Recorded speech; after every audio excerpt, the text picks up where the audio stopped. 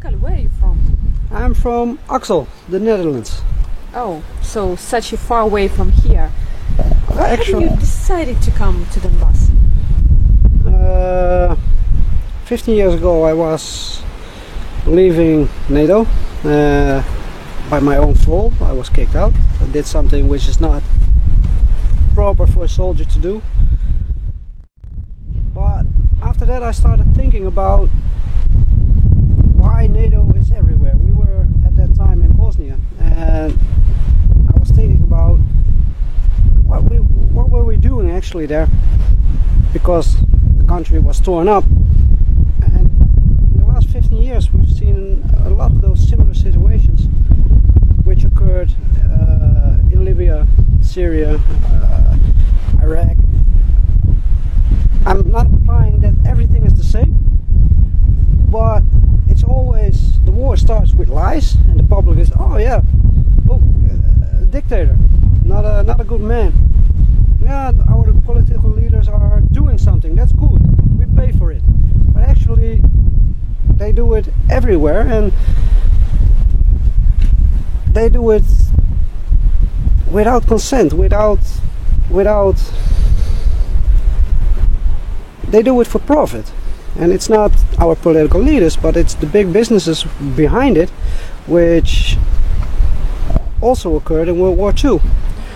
We all know the big companies who produced gas to gas the Jews, and we all say, oh, that's horrible, we don't want that again. After World War II we created NATO, and it's actually doing the same. If you look at the statistics, how many people were killed in the wars created by lies by the West in the last 15 years, I think we already passed the number of World War II, and that's a form of fascism. You have different forms of fascism when people actually wear the symbols, which they do here on the other side. That was for me the step that I had to make. I don't want to live in a society where fascism rules. You don't see fascism at our place, France, Belgium, Germany. You don't see it because it's hidden. It's people have it good and they only think, oh, we have it good, so that's okay. But we are paying in the West to Kiev, and they are waging war on terrorists. I don't know what they call terrorists here, because people live over here 3 kilometers away. You come from here, yeah. You're no terrorist. I'm not a terrorist. No.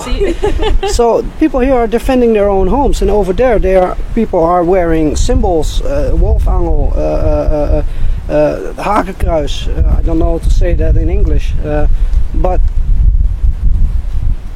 we openly support the regime, the government, if you will, in Kiev.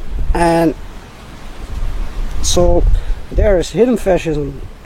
I don't know, there are different forms in my opinion, and yeah, that was actually more the case that I said, no, I'm going over there. When did you decide to come here? We now live in September, so that will be 1 year ago, 1 year and 2 months ago.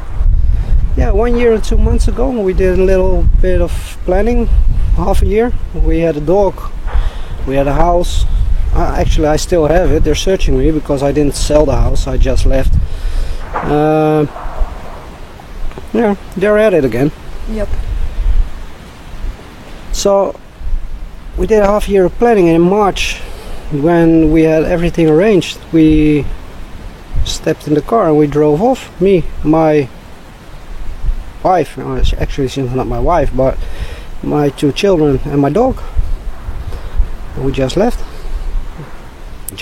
But so all your family is here? Not all my family, but if you will, yes, my wife and my 2 children are here. Do you feel any language barrier? Are you learning Russian now?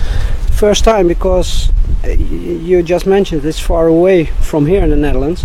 It's actually almost from west to east. It's not that far because I drove 800, 900 kilometers a day in my former work, but we drove to Germany, Poland, then to the north, and then from Latvia to Moscow, Rostov, to Donetsk, because I didn't want to cross Ukraine territory.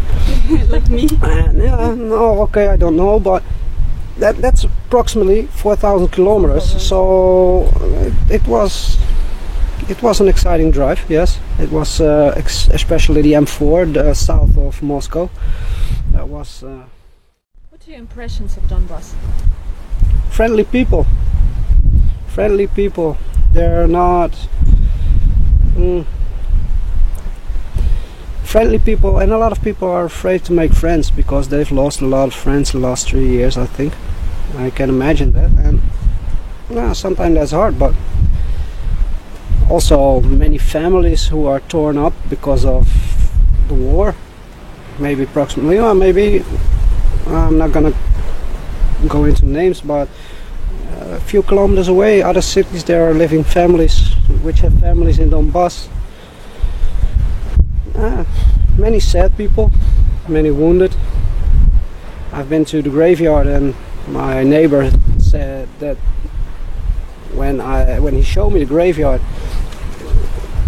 can you see those graves? Yes, 3 years ago those weren't there. So that what fascism does. Did you see the Russian army here? No, I haven't seen any Russians. That's almost like you're asking me a joke or something.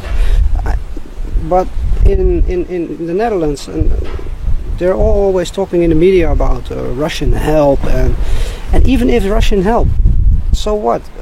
Who is paying for ISIS? Who is paying for the FSA in Syria? We are doing that over there, and here they are complaining that when people in the backyard of Russia is fighting, they can't help. That's a joke. That's a joke. I told that because of this new law of Donbass reintegration that Ukraine wants to vote, in which they say that Russia is an aggressor state against Ukraine, and that they have invaded and they are occupying Donbass.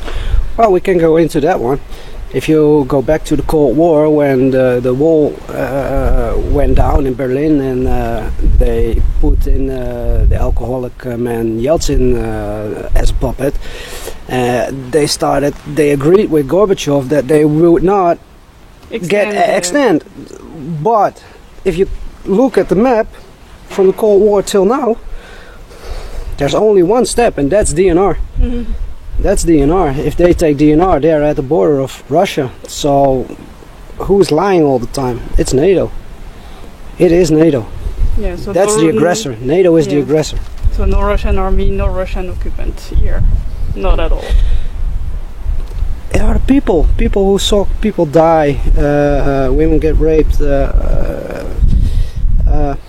stepped up for their own homes, their own families, their own children, their own property. No, and even if there is help, or if there was help, so what? Look at where the NATO bases are, American bases. They're all over the world.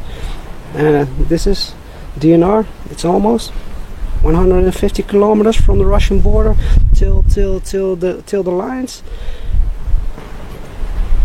Why can't Russian help over there? It's not like they're in Berlin, although they've been there 2 times already, so they better watch out. They are always also, NATO is always playing on this fear that Russia could invade, like the Baltic state, like Poland. What do you think about this rhetoric from NATO? I think that they have a really good media instrument, because they didn't invade the Baltic states, but the Baltic states were USSR before, and actually they have played them with their media to make those people want to be in the West, democratic, etc., etc. But the West is not democratic. Yeah, people think so. It's an illusion. It's people, do you want the euro? No, we don't. Oh, sorry, we do get the euro. Oh, okay. the Baltic states, I don't think Russians going over there. There's no need for... No interest. I don't think there's no. People or countries or need to want to belong to a state, otherwise it has no...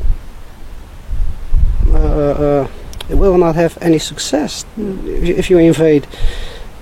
People here, if you look at Victory Day, people from Donbass, they go to the streets. The people want to be with Russia, but Russia says, no, you are DNR. Oh, okay. People in the West,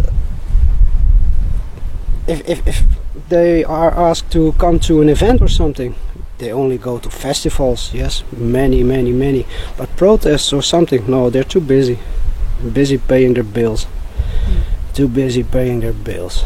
Would you have a message from people in Western countries? What would you like to tell them about what's happening here and which echoes they have from the Western media? What do you want to tell them?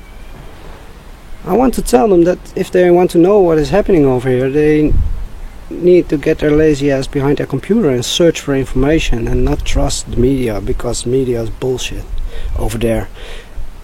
Every media has their own ways on both sides. That's the way it works. But if you want information, you can find it, because we're not living in a Bronze Age. We're living in an information age, era, how you call it, I don't know. You can find it. There are people like on Maidan in the media. They were telling things at our media, and I was searching videos from people who were at Maidan, and I was seeing different things, people who are there and people things which were being said, just like the MH17. When that happened, the roads were full of people in the Netherlands when the human remains were brought in. And now when you mention MH17, I don't care. I don't understand it. If you know about certain things which are happening and you know about it, how can you turn away and walk away? No. That's why. That's why you are here. That's why. What is your war surname? Sorry? Your war code name?